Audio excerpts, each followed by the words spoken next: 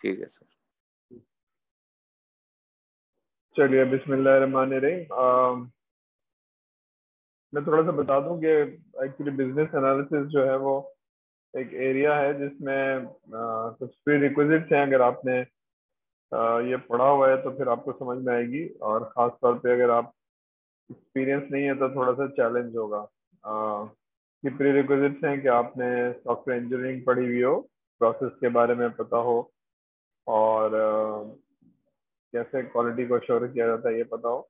और एक और सब्जेक्ट है रिक्वायरमेंट इंजीनियरिंग, यानी आपने रिक्वायरमेंट लेते कैसे हैं, डॉक्यूमेंट कैसे करते हैं, और उसको अप्रूव कैसे कराते हैं, ये थोड़ा सा पार्ट है।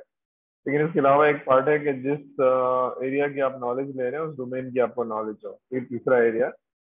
और एक चौथा एरिया है पीपल हैंडलिंग, यानी क्योंकि ये रिक्वायरमेंट जो आप लेते हैं या बिजनेस को एनालिसिस करते हैं, पीपल इंटेंसिव या ह्यूमन इंटेंसिव। ठीक है, तो मैं इसलिए बता रहा हूँ कि जो लोग नहीं है उनको ये जहन में रहे। और जो ट्रेनिंग मैं कराता हूँ वो एक्चुअली बिगनर्स के लिए नहीं होती है, इसलिए थोड़ा सा चैलेंज होता है, क्योंकि वो लोग हैं जो प्रैक्टिशनर बिजनेस एनालिस्ट भी, उनसे बात करना, उनको समझाना, उनको एड्रेस करना जरा आसान होता है, क्योंकि आप उस एक्सपीरियंस से नहीं गुजरे हैं तो प्रॉब्ली विल हैव डिफिकल्टी। इस तरह की ट्रेनिंग में बैचलर्स लेवल पे अवॉइड करता हूँ, क्योंकि मास्टर्स लेवल पे जो लोग साल 1.5 साल से एक्सपीरियंस कर चुके हैं रिक्वायरमेंट देना, कस्टमर की हैंडलिंग और इस सारी चीज़, उनको ज़्यादा समझ में आता है। चलिए खैर, anyway, this is my experience. I'm into the industry for about 26 years, mentor and trainer for business analysis. और ये मेरा एक्सपीरियंस है।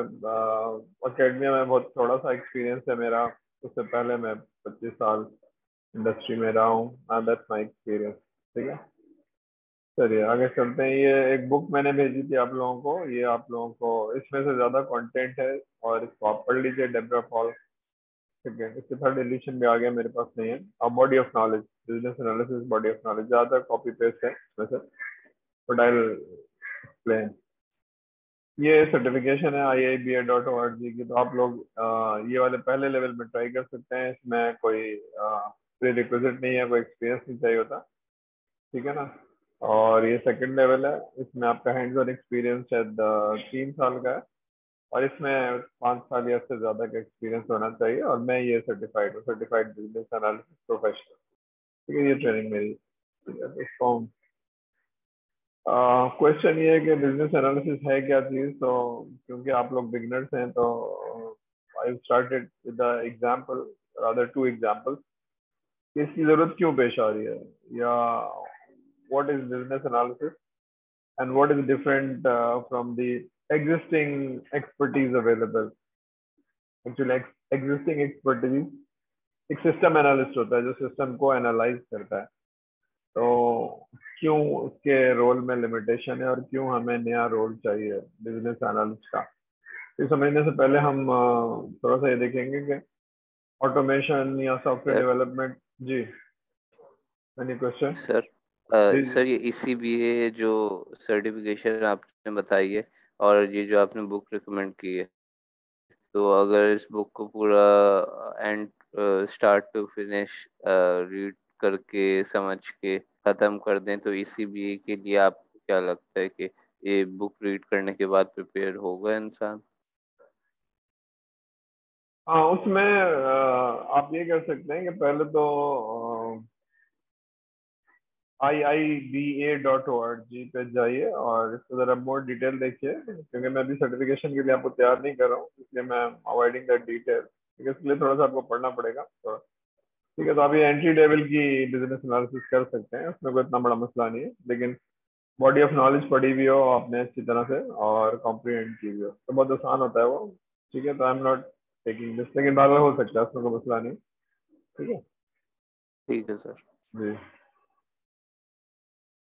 चलिए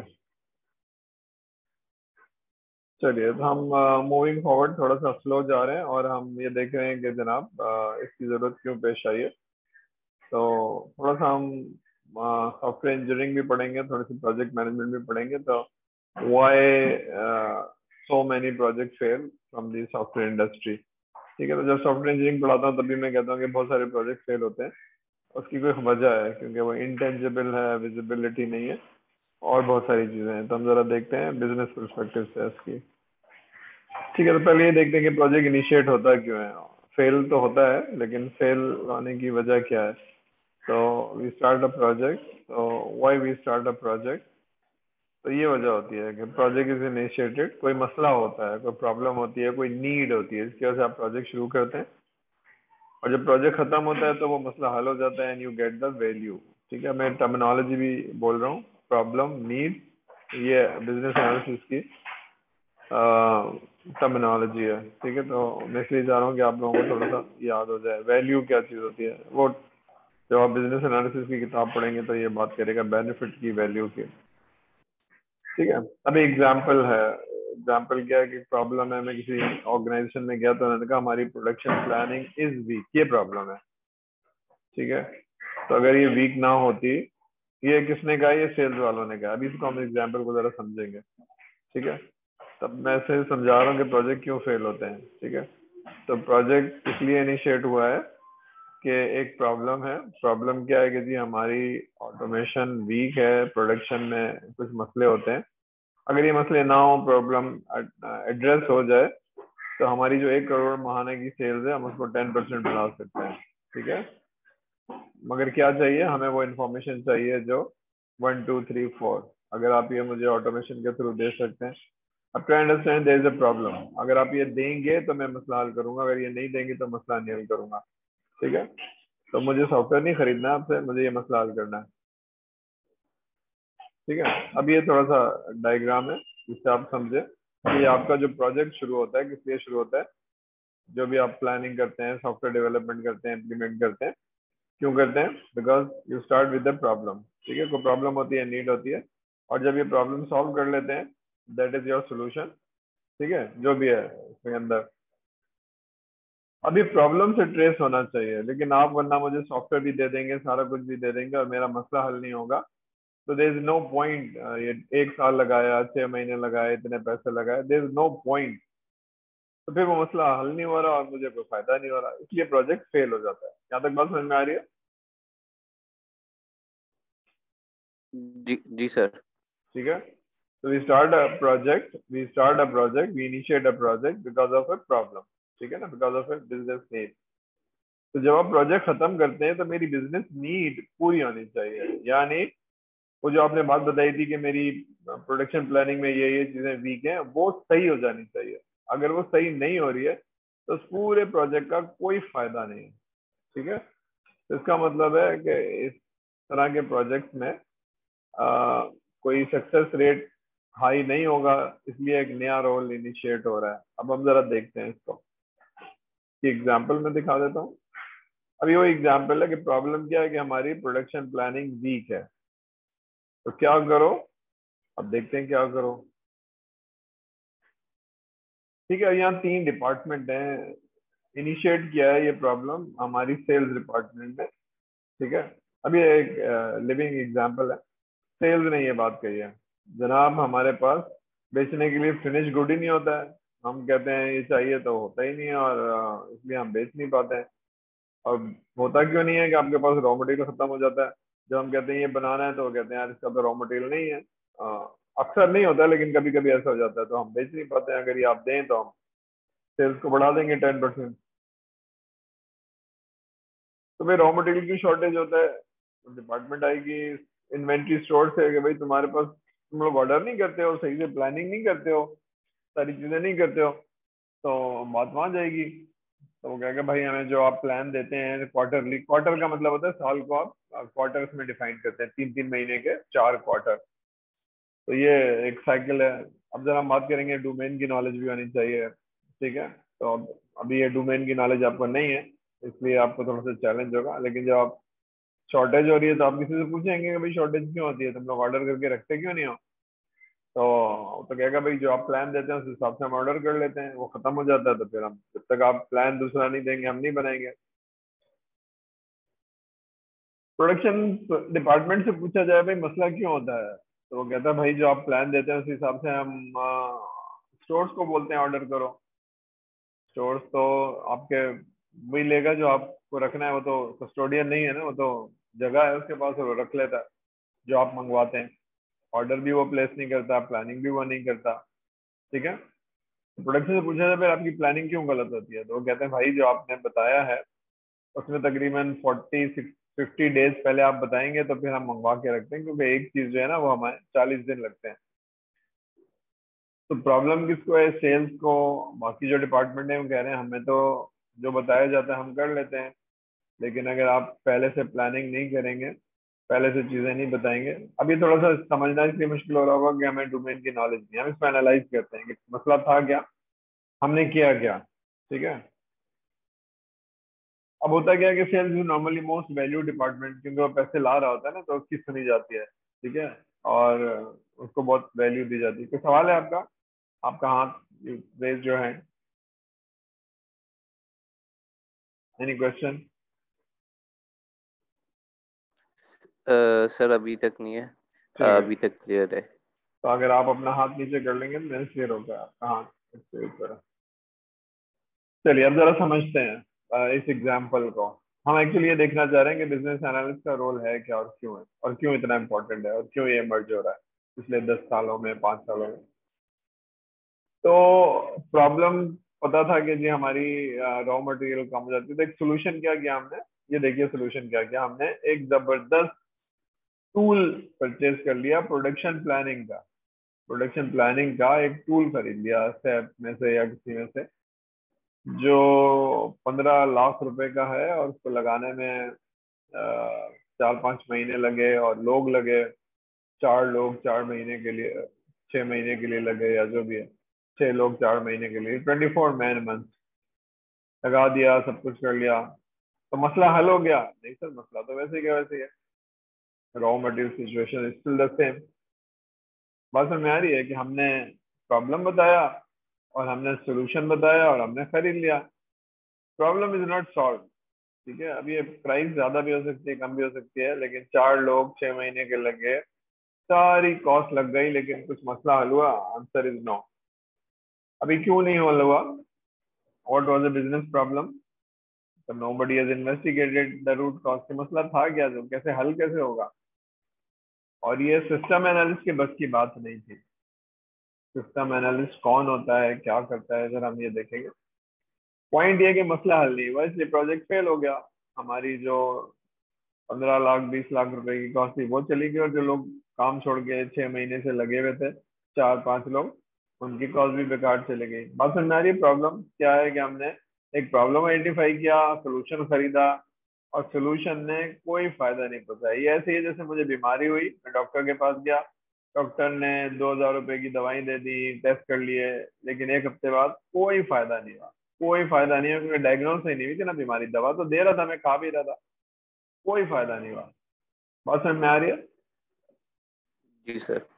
जी, तो इसका मतलब है सिस्टम एनालिस्ट बिजनेस की प्रॉब्लम को नहीं देख पाता है, क्योंकि वो टेक्नोलॉजी फोकस है। अब हम जरा इसको समझेंगे टेक्नोलॉजी का क्या मतलब है।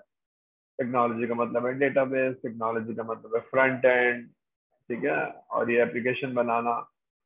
लेकिन अगर मैं आपसे कहूँ कि जनाब मेरी कॉस्ट ऑफ प्रोडक्शन बहुत हाई है, तो आप कहेंगे यार मुझे क्या पता कॉस्ट ऑफ प्रोडक्शन क्या चीज होती है, कैसे होती है। The system analyst is a technology man, or it is very difficult for him to understand a business problem. ठीक है, और समझ में आ रही है? इसका मतलब है कोई और आदमी है जो सारी चीजों को समझेगा, और वो बिजनेस का चैंपियन भी होगा, टेक्नोलॉजी का चैंपियन भी होगा, लेकिन मसला हल नहीं हुआ। आप देख रहे हैं पैसे खर्च हो रहे हैं, सारा कुछ हो रहा है, लेकिन वक्त भी लग रहा है, लेकिन मसला नहीं हल हुआ। और सीईओ कह रहा है भाई क्या किया आप लोगों ने? कह रहे हैं जी डॉक्टर के पास लेटते हो गए थे, दवाई भी खिलाई, लेकिन सही नहीं हो रहा। तो भाई कोई दूसरा डॉक्टर दिखाओ, तीसरा डॉक्टर दिखाओ, चौथा डॉक्टर दिखाओ, सारे डॉक्टर ऐसे ही हैं। ठीक है, अब जरा लिमिटेशन समझते हैं। लिमिटेशन क्या थी, मैंने आपको बताया कि सिस्टम एनालिस्ट जो इस चीज को एनालाइज कर रहा था, हमारे प्रॉब्लम को, वो टेक्नोलॉजी ओरिएंटेड नहीं था। ठीक है, सिस्टम एनालिस्ट टेक्नोलॉजी एक्सपर्ट, जो आप बताएंगे वो मैं बना दूंगा, ये बनाओ ये बनाओ ये बनाओ, मैं ये नहीं देख सकता कि आपका मसला क्या है। ठीक है, इसको कहते हैं रिक्वायरमेंट परस्पेक्टिव से। आप कहेंगे ये बना दो, मैं बना दूंगा। इसको कहते हैं रिक्वायरमेंट परस्पेक्टिव। तो देयर आर फ्यू थिंग्स जो आपको लिखने की जरूरत है।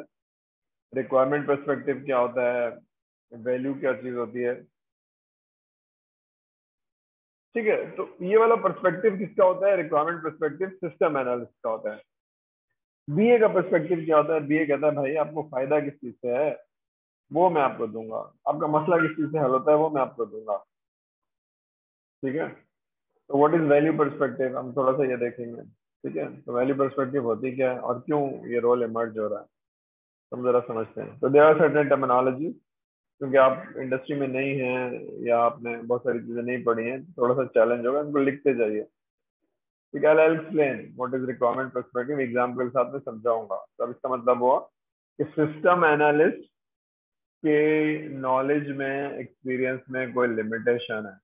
ठीक है ना, क्योंकि वो टेक्नोलॉजी फोकस है, इसलिए वो बिजनेस को समझ नहीं पाता। On the other hand, business का जो आदमी है उसको टेक्नोलॉजी का नहीं पता, तो उसको नहीं पता कि मेरा मसला हल कैसे होगा। ठीक है, तो मसला एक बहुत बड़ा यहाँ नजर आ रहा है कि एक आदमी टेक्नोलॉजी बोलता है और एक आदमी बिजनेस बोलता है, तो आपस में कम्युनिकेशन नहीं हो रही। तो जो मसले सोल्यूशन आता है उसमें बहुत सारे फेलियर्स आ रहे हैं, और इनटेंजिबल है, नॉन विजिबल है। हम ये देखते हैं कि वैल्यू पर्सपेक्टिव देखेंगे कैसे। ठीक है, अब जरा इस एग्जाम्पल को एनालाइज करते हैं कि प्रोजेक्ट फेल हुआ क्यों। ठीक है, तो सेल्स डिपार्टमेंट ने एक ठीक व्यू है। दिया था जी, सेल्स डिपार्टमेंट ने एक व्यू दिया था कि जनाब हमारे पास फिनिश गुड नहीं होता है। फिनिश गुड इसलिए नहीं होता है कि प्रोडक्शन वाले कह देते हैं कि जी ये तो नहीं बन सकता, हमारे पास रॉ मटेरियल नहीं है। ठीक है, तो इन्होंने अपने पर्सपेक्टिव से दे दिया था और किसी ने एनालाइज नहीं किया था कि भाई मसला है क्या। मसला खाली सेल्स डिपार्टमेंट का है, प्रोडक्शन का है, स्टोर का है, परचेज का है, मतलब what was the issue, root cause है क्या। ठीक है ना, पेट में दर्द हो रहा है तो है क्या। पेट में दर्द इसलिए हो रहा है कि वो पेट में इन्फेक्शन है, कोई खराब चीज खाई थी, या क्या किया था आपने। ठीक है ना, तो रिपोर्ट करने की जरूरत है ना फ्रॉम ऑल द पर्सपेक्टिव, और जिस आदमी को बिजनेस का पता होगा वो देख पाएगा। तो somebody should have understood the problem completely, not the symptom। ठीक है ना, यानी ये हो तो रहा था लेकिन ये क्यों हो रहा था जरा देखने की जरूरत थी। तो क्योंकि रूट कॉज नहीं किया था, क्योंकि प्रॉब्लम पता नहीं था, इसलिए जो आपने सोल्यूशन दिया वो फेल हो गया बुरी तरह। ठीक है, तो क्यों फेल हुआ, क्योंकि जो आदमी था उसको तो टेक्नोलॉजी पता थी, जो आपने मांगा कि जी जनाब ये दे दो, स्टोर्स को ऑटोमेट करना है, तो मैंने इन्वेंट्री का सिस्टम आपको दे दिया। अब इन्वेंट्री का सिस्टम से आपका मसला नहीं हल हुआ, तो आप कह रहे हैं प्रोडक्शन प्लानिंग दे दो, तो प्रोडक्शन प्लानिंग भी दे दिया, उससे भी मसला हल नहीं हो रहा। ठीक है, तो समथिंग इज सीरियसली रॉन्ग, मुझे पता नहीं है क्या है, जो आपने मांगा मैं दे दिया। ठीक है, तो देखिए फार्मासिस्ट क्या होता है, जो फार्मेसी की दुकान होती है, आप जाते हैं दवा मांगते हैं, जो मांगते हैं वो दे देता है। ये फार्मेसी करता है ना, ये नहीं पूछता क्या बीमारी है। ठीक है ना, ये कौन पूछता है, डॉक्टर पूछता है। तो सिस्टम एनालिस्ट कौन है, सिस्टम एनालिस्ट एक फार्मासिस्ट है। आप दुकान पे जाते हैं, दवाई मांगते हैं, पैराडोल वो दे देता है, सही हो ना हो मुझे क्या पता, आपने जो मांगी हो मैंने दे दिया। इसको कहते हैं रिक्वायरमेंट प्रोस्पेक्टिव। लेकिन एक कंसल्टेंट प्रोफेशनल डॉक्टर क्या करेगा, वो कहेगा मसला क्या है जरा बताओ, मैं चेक करता हूँ, मैं ब्लड प्रेशर चेक करता हूँ, मैं रिपोर्ट मंगवाता हूँ, आपका मसला सीरियस लग रहा है, इतना सीरियस है उतना टाइम लेगा, रिपोर्टें मंगवाएगा, टेस्ट करवाएगा। जब आइडेंटिफाई हो जाएगा मर्ज, फिर वो दवाई लिखेगा, उससे आपको फायदा होगा। अगर वो वैसे ही लिख देगा तो ये प्रॉब्लम है, सिम्टम्स नहीं। सिम्टम्स जो आपने मांगा है वो दे देगा फार्मासिस्ट, जो दुकान होती है ना दवाई की, लेकिन डॉक्टर देखेगा आपको। तो रूट कॉज करना जरूरी है, इसका मतलब है बिजनेस एनालिस्ट का एक रोल है जो देखेगा। अभी देखते हैं फेल हुआ क्यों। ठीक है, अभी क्योंकि आप लोगों को डोमेन नॉलेज नहीं पता, जरा सीख लीजिए ताकि आपको प्रॉब्लम समझ में आए। अब यही वो रोल है कि क्योंकि आप डोमेन को समझेंगे, प्रॉब्लम को समझेंगे, तो आप एनालाइज कर सकेंगे कि मसला है क्या, और उसके बाद सोल्यूशन दे पाएंगे। लेकिन अगर आप सिस्टम एनालिस्ट हैं और आपकी डोमेन नॉलेज वीक है, तो आप समझ ही नहीं पाएंगे। प्रॉब्लम क्या था जनाब, प्रॉब्लम ये है कि प्रोडक्शन प्लानिंग सही नहीं हो पा रही। क्यों नहीं हो पा रही भाई, इसलिए नहीं हो पा रही कि आपने तो एक प्रोसेस बनाया हुआ है कि हम क्वार्टरली प्रोडक्शन जो चाहिए हर 15 दिन बाद, वो हम बताएंगे भाई ये चाहिए ये चाहिए, तो आपने 3 महीने का प्लान दे दिया। जो 3 महीने का प्लान दिया, क्वार्टर क्वार्टर का मतलब है 3 महीने, जो प्लान दिया उस हिसाब से हम रॉ मटेरियल बनाएंगे, उस हिसाब से प्रोडक्शन करेंगे। तो सारी सप्लाई चेन सही रहेगी, सप्लाई चेन का कॉन्सेप्ट जिन लोगों का। लेकिन अगर आप उस प्लान को दे तो देते हैं और हमारे पास आ भी जाता है, लेकिन आप हर 15 दिन में फैक्ट्री पहुंच जाते हैं और कहते हैं नहीं ये नहीं चाहिए, ये चाहिए, ये नहीं चाहिए, तो 2 वीक्स का आप एक्चुअली जो मार्केट डिमांड होती है वो आप बता देते हैं। तो मार्केट डिमांड 10 दिन 15 दिन की आप बता रहे हैं, आप पहले से फोरकास्ट क्यों नहीं कर रहे, पहले से सोच क्यों नहीं रहे, पहले से हमें क्यों नहीं बता रहे सप्लाई चेन में सीजन के हिसाब से सारी चीजें? क्योंकि आप नहीं कर रहे, अपना रोल नहीं प्ले कर रहे, इसलिए प्रोडक्शन को प्रॉब्लम आती है। प्रोडक्शन जो समझता है वो स्टोर को बताता है, स्टोर को ले लेता है। ठीक है, तो production can not plan the production 2 weeks. उसको एक रॉ मटेरियल चाहिए होता है जो 40 दिन लगता है जर्मनी से पहुंचने में, इसलिए प्रोडक्शन रुक जाती है। ठीक है, एक्चुअली मैंने एग्जांपल दी है, जो आई डोंट नो आपने प्लांटी खाई है। प्लांटी का एक रॉ मटेरियल जो है ना जर्मनी से आता है, स्टार्च। तो आप कहते हैं ये वाला नहीं, ये वाला चाहिए, ये वाला नहीं, ये वाला चाहिए, तो फिर आप बनता है वो। लेकिन क्योंकि वो जर्मनी से आता है और खत्म हो गया, तो फिर अब वो 40 दिन लगेंगे, तो उसके लिए आप रुक जाते हैं। ऑर्डर दिया हुआ भी होता है तो फिर आप, लेकिन आप पहले से बताएंगे ना 3 महीने से, उसी हम उतना ही मंगा के रखेंगे, खराब ना हो जाए, चूहे ना खा जाए, ये ना हो जाए। ठीक है, तो बात समझ में आ रही है क्या? सप्लाई चेन में क्या है, आप फोरकास्ट करते हैं, उस हिसाब से प्रोडक्शन की प्लानिंग होती है, उस हिसाब से फैक्ट्री चलती है, उस हिसाब से जो कुछ फिनिश गुड मिलता है उसको आप बेचते हैं। अब क्योंकि आपकी फोरकास्टिंग वीक है, आपकी कौन सेल्स, इसलिए आप कागज तो दे देते हैं मुझे कि जनाब 3 महीने में ही चाहिए, लेकिन एक्चुअली वो फेक होता है। वो एक प्रोसेस का डिसिप्लिन नहीं होता। एक्चुअली आप क्या करते हैं, हर 15 दिन बाद फैक्ट्री पहुंच जाते हैं कि भाई ये चाहिए, लाहौर वालों ने ये मांगा, कराची वालों ने ये मांगा, तो उससे फिर प्रोडक्शन प्लानिंग इम्पैक्ट होती है, उससे हमारा रॉ मटेरियल इम्पैक्ट होता है और आपको वो नहीं मिल पाता। प्रॉब्लम समझ में आ रही है? जी सर। सर ये सेल्स फोरकास्ट जो है ये 3 महीने की प्रोवाइड करते हैं, मगर 10 से 12 डेज की जो है बताते हैं कि क्या चाहिए, कौन सा रॉ मटेरियल चाहिए। तो सेल्स फोरकास्ट के हिसाब से नहीं, रॉ मटेरियल प्लान होता। अब सेल्स फोरकास्ट के हिसाब से तो प्लान हो गया, लेकिन जब हम प्रोडक्ट करते हैं आप कहते हैं नहीं नहीं इसको छोड़ो, अभी तो ये वाला चाहिए, तो आप वो बना देते हैं। फिर कहते हैं नहीं नहीं इसको नहीं, ये वाला बनाओ, यानी 2 वीक्स का बनाते हैं।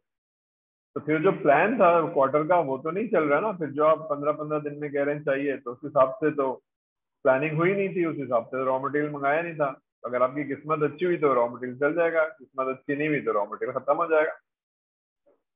ठीक है। अच्छा, तो यहाँ पे मतलब प्लान जो सेल्स फोरकास्ट का प्लान है उसको फॉलो नहीं कर रहे, बल्कि जो है हाँ 2 वीक्स खुद ही मुंह से बता दें कि जो है कि क्या चाहिए 2 वीक्स के हाँ, लिए। देखे ना, डिसिप्लिन नहीं है सेल्स के डिपार्टमेंट में, डिसिप्लिन नहीं है। भाई जो आपने फोरकास्ट बताई है उसी पे चले ना, तो सप्लाई चेन सही चलेगी। आप डिसिप्लिन नहीं है तो फिर वो प्रोडक्शन प्लानिंग भी डिसिप्लिन नहीं है, फिर उस हिसाब से रॉ मटेरियल डिसिप्लिन नहीं है, तो ये तो मसला होगा ना। देखिए, आपका एक घर ठीक है है। जिसमें आपको 10 किलो आटा हर महीने लगता है। ठीक है, तो आपने 10 किलो आटा मंगाया और वो 1 महीने चलेगा। फिर अगले महीने 10 किलो मंगाया, वो 1 महीने चलेगा। ज्यादा इसलिए नहीं मंगा सकते हैं, खराब हो जाता है, कीड़े लग जाते हैं, चूहे चूहे लग जाते हैं। ठीक है, लेकिन अगर आपको पता है कि जी अगले महीने रिश्तेदार आने वाले हैं और इतने लोग हैं, तो आप ज्यादा आटा मंगा लेंगे। ठीक है, और समझ में आ रही है? जी सर। ठीक है, लेकिन अगर आपको पता था और आपने नहीं मंगाया और मेहमान आ गए, अब तो आटा कम पड़ेगा ना। ठीक है, ठीक है सर। आपको पता था कि आने वाले हैं और आपने नहीं मंगाया, अब तो आटा कम पड़ेगा ना। जब आपको बता दिया था, ये आपको बता दिया था किसी ने, मेहमान ने, और आप अ, बताना भूल गए बेगम को, बेगम ने नहीं मंगाया, तो भाई बेगम कैसे मंगाएगी? आप बताते मुझे तो मैं मंगाती ना, आपने तो बताया नहीं था, अब आपको याद नहीं रहा, तब मैं क्या करूं? तो गलती तो बताने वाले की है। ठीक है ना, तो जब आपने बताया नहीं तो फिर आटा तो कम पड़ेगा। आप उसको ऑटोमेट कर लें, कुछ भी कर लें, वो तो अगर आपने डिसिप्लिन नहीं है, सही टाइम पे बताएंगे नहीं, तो ऑर्डर नहीं हो पाएगा। ऑर्डर नहीं होगा तो स्टॉक में नहीं आ पाएगा। That is an issue. अब ये कौन डायग्नोस करेगा? ये बिजनेस एनालिस्ट, जिसको बिजनेस की नॉलेज होगी, डायग्नोस करेगा और कहेगा सेल्स फोरकास्ट। सेल्स डिपार्टमेंट आप जिम्मेदार हैं, क्योंकि आप डीयर हैं इसलिए आपको कुछ कहता नहीं है, लेकिन आप जिम्मेदार हैं। आप अपने डिसिप्लिन को प्रोसेस को फॉलो नहीं कर रहे हैं, आप प्रोसेस फॉलो नहीं कर रहे तो पूरा सप्लाई चेन का प्रोसेस डैमेज हो रहा है, और 4-4 दिन आपको इंतजार करना पड़ता है, 5 दिन कोई चीज करने के लिए। ठीक है, ये एक चैलेंज है।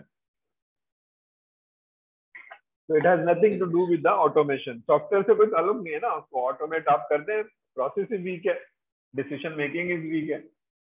बात समझ में आ रही है? इसलिए बिजनेस एनालिस्ट चाहिए हमें। सिस्टम एनालिस्ट तो जो आपने बताया था वो हमने दे दिया आपको, लेकिन उससे मसला नहीं हल हो रहा। मसला ये कॉस्ट है ना, टाइम है और पैसे लग रहे हैं, 6 महीने और 20-25 लाख रुपए।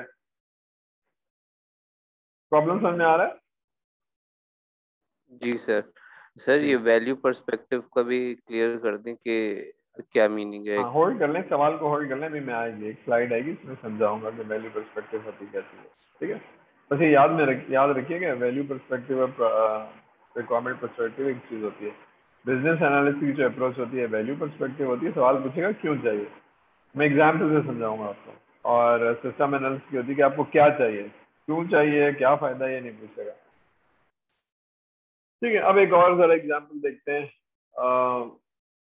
एक बेवरेज कंपनी है सऊदी अरब में। सऊदी अरब में दो ही कंपनी है, पहले जो कंपनी थी वो पेप्सी थी, उसके बाद कोक आई थी, क्योंकि कोक बाद में बहुत आई थी, क्योंकि जूस की है ना तो आ नहीं सकती थी, लेकिन अब तो जूस तो आप रोक नहीं सकते। 12 तो बेवरेज कंपनी में वेस्टेज बहुत हाई थी, एक एक्स वेस्टेज होनी चाहिए 4%, 5%, और अगर ये 10% है तो ये बहुत हाई है। तो कंपनी एनालाइज करेगी। अब एनालाइज करने के लिए बीआई के टूल लगा दो, बीआई के टूल लगा दिए और एनालाइज करना शुरू किया। टूल लग गया, मतलब प्रॉब्लम क्या है कि जी हमें पता नहीं चलता, तो बीआई के टूल लगा दो। प्रॉब्लम क्या है जी, हमें वेस्टेज बहुत हाई है, ये प्रॉब्लम है। तो क्या करें जनाब, सोल्यूशन ये है कि बिजनेस इंटेलिजेंस का टूल ले लें, सब के ऊपर एक बीआई का टूल आता है, वो भी ले लिया, लगा भी लिया। टूल ले लिया, लगा लिया, एक बहुत बड़ी कॉस्ट आई, 8 महीने लगे। और एनीथिंग रिलेटेड टू जर्मनी या सैप, वेरी हाई कॉस्ट, ठीक है ना, डॉलर के अंदर पैसे जाएंगे, सारा कुछ होगा। मसला हल हुआ? मसला तो हल नहीं हुआ। वेस्टेज पता चल रही है किसी वजह से होती है, नहीं वो भी पता नहीं चली। Something went wrong. क्या हुआ जनाब?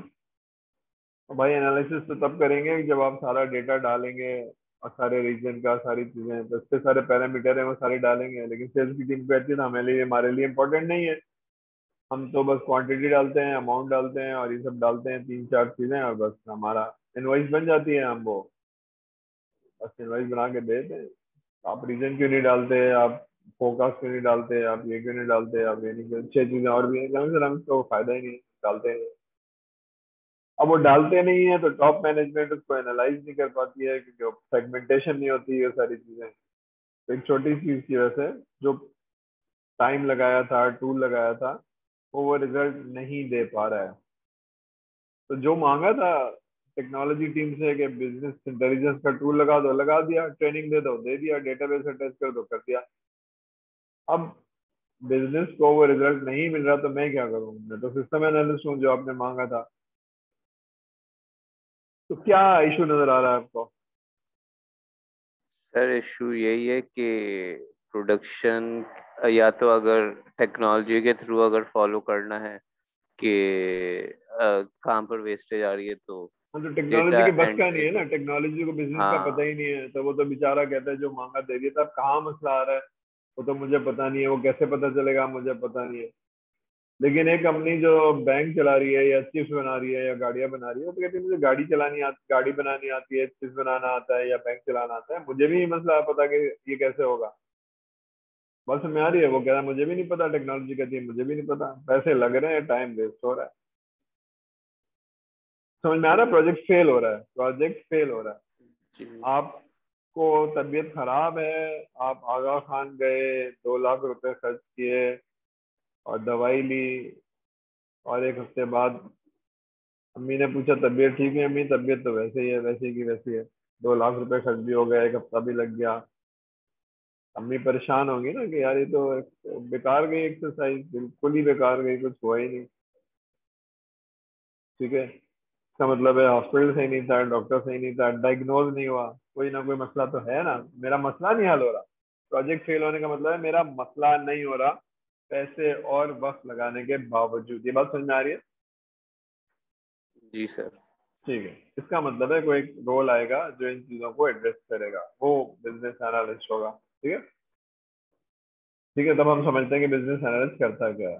ठीक है, क्यों एनालाइज करता है प्रॉब्लम को और क्या करता है। ठीक है ना। तो हमारे पास अब थोड़ी सी रीजनेबल नॉलेज होगी कि प्रोजेक्ट फेल होने का मतलब है कि हमारा मसला नहीं हल हो रहा।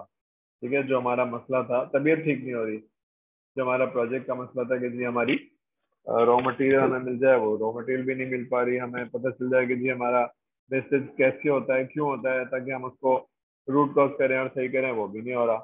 ठीक है, तो अब पढ़ते हैं कि बिजनेस एनालिस्ट क्या करता है और इन मसलों को कैसे हल करेगा। ठीक है, तो हम देखेंगे बिजनेस एनालिसिस क्या चीज होती है, यानी वो प्रोसेस क्या होता है बिजनेस एनालिसिस का, और क्या करता है बिजनेस एनालिसिस, और वो आदमी कौन है। बिजनेस एनालिस्ट का मतलब है वो आदमी कौन है, हु इज बिजनेस एनालिस्ट।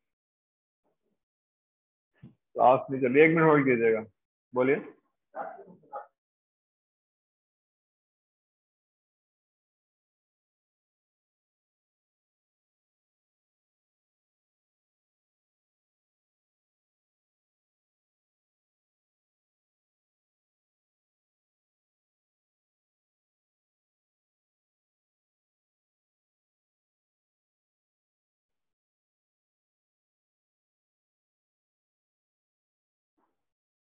ठीक है, चलिए, आई एम सॉरी। ठीक है, तो हम जरा, मैं डायरेक्टली शुरू कर देता हूँ। बिजनेस एनालिसिस क्या होता है, बिजनेस एनालिसिस क्या होता है उन लोगों को जिन्होंने काम किया होता है और उन लोगों को पता होता है ये प्रॉब्लम। तो मैं कहता हूँ ये मसले आते हैं, वो कहते हैं हाँ, मैं कहता हूँ चलो अब पढ़ते हैं कैसे हल करेंगे। ठीक है, बिकॉज आपको एक्सपीरियंस नहीं है, तो मैंने बताया कि भाई ये मसले होते हैं, इसलिए एक बिजनेस एनालिस्ट का रोल है।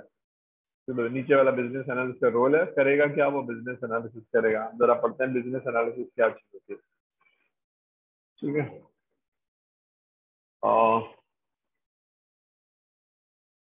ठीक है, अभी बहुत सारी चीजें हैं जो कि, अच्छा, ये किताब में लिखी हुई है, जो मैंने किताब आपको दी है, सेकंड वर्जन, बिजनेस एनालिस्ट कौन होता है, क्या करता है। अब यहाँ मैंने एक वर्ड हाईलाइट किया है कि how business analyst add value to the organisation. Add value कैसे करेगा, मसला हल करेगा तो वैल्यू ऐड करेगा, बेनिफिट पहुंचाएगा तो वैल्यू ऐड करेगा। ठीक है, तो मसला हल कैसे करेगा जो सिस्टम एनालिस्ट से नहीं हो रहा। ठीक है, तो ठीक है, तो इसका मतलब है कि हमें प्रॉब्लम सॉल्व करने से पहले बीमारी का पता होना चाहिए कि उसको बीमारी है क्या, तभी तो दवा दे पाएंगे। तो we need to understand what is the problem. ठीक है ना, तो बिजनेस की नॉलेज अच्छी होगी और सारी चीजें, तो वो कौन कर पाएगा, जिसको बिजनेस की अच्छी नॉलेज होगी। तो न्यू रोल जो है ना बिजनेस एनालिस्ट का आ रहा है। ठीक है, अब हम यहाँ से समझते हैं। ठीक है, तो organisation have introduce business analysis as to make sure कि कोई आदमी बिजनेस नीड को समझेगा। ठीक है, और वो देखेगा। पहले क्या होता था, आपके सिस्टम एनालिस्ट होते थे जो उस डोमेन में बहुत अच्छे से काम करते थे और डोमेन को सीख जाते थे।